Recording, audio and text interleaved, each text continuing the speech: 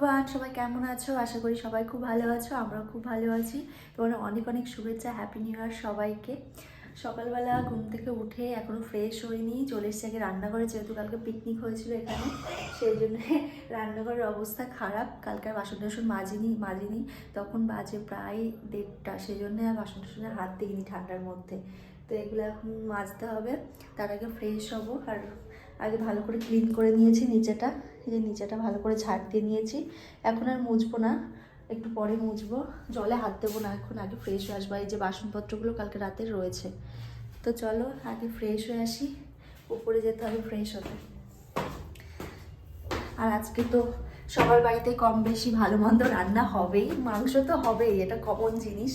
তা আমাদের বাড়িতেও হবে। সকালবেলা রান্না বান্না হয়ে গেছে সকালের জন্যে, সকালে খাওয়া দাওয়া করে তারপরে দুপুরের জন্য রান্নাবান্না করব।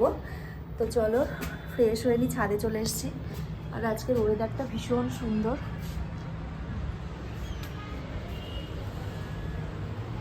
দেখে নিশ্চয় বুঝতেই পারছো, একদম রোদ উঠেছে ঝলমলে, আর হাওয়াও দিচ্ছে খুব পরিমাণে।